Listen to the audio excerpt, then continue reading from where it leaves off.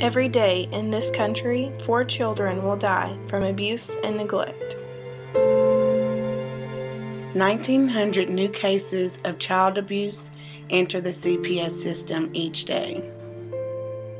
Children who are caught up in these desperate situations are often overlooked and become lost in a system that is hopelessly overwhelmed. Although the system is full of concerned judges, lawyers, and caseworkers, there is no one person who can advocate for that child and be a constant force in their life. Someone who is empowered directly by the courts and can give the judges the critical information they need. Someone who can ensure that the rights and needs of each child in the foster care system are being well attended to. Until now.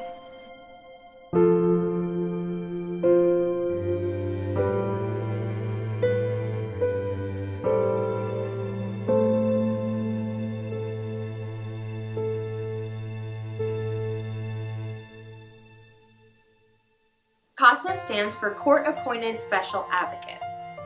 A CASA volunteer is someone who works with the courts to advocate for children while they are in the foster care system. I met him when he answered the door when he was 10 years old at the foster, my first initial contact, and he had food all over his face and he had a black eye. And he was kind of standoffish, we kind of felt each other out. And it was actually about a year, it was about 12 months before he actually initiated a hug. When you visit with him once a month and you have a permanency hearing, that's not enough to build that trust. And so the child never really tells you what's going on. We get to now know through the CASA workers what's actually going on, what's going on, where they want to see it go in the future. And I love that because there's no way to get that information otherwise. And it's probably the only way you're going to get that information ever. CASA volunteers go through almost 30 hours of training and instruction before being sworn in by a judge. During this time, they learn about the foster care system and how to most effectively advocate for a neglected child in need. The confidentiality of all information received. To be We're about to go our first case. At each hearing, I receive a report from the CASA advocate. Beliefs is what's in the best interest to the child, so that we can read those out and discuss those during the course of the hearing. So I would say every case is extremely important to me to have a CASA advocate on that. Volunteers maintain a positive relationship with their child until they are adopted in a permanent, loving home. This can sometimes take years.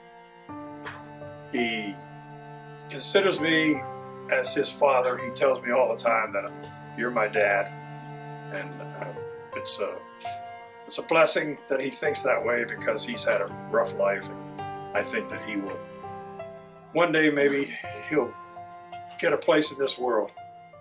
Caseworkers come and go, foster homes change. It's not the same as having a CASA who always knows where you are, always knows how to get a hold of you on the phone, and is going to be there when they say they're going to be there. This program helps give a child an opportunity, a chance for a better life, and you help keep them from falling through the net of the CPS system, the courts. You're their watcher. You watch over them. For many abused children, this is the only constant adult presence in their life.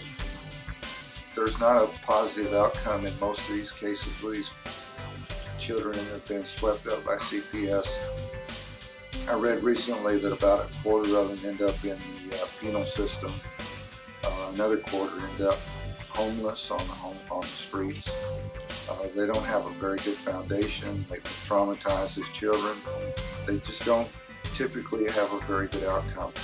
As the numbers keep growing and more children are coming into care, we are losing that battle of being able to constantly supply a CASA for each of these children. So it just takes more people in the community that are willing to get involved with CASA, because there's definitely a need for it right now. But the reward that you get is a lifetime reward. And it's very important to give to these kids because they have been let down over and over again. Other state agencies try to do a good job, but you still need that person that says, look, I love these kids, and I'm going to step into their life on a volunteer basis and try to intervene. And that's really what CASA does. It really fills that gap where families are struggling and where the courts can't really just adequately do the job. There are over 300 cases of abused and neglected children in Palo Pinto and Parker counties right now. All of them are crying out to be heard. Will you be their voice?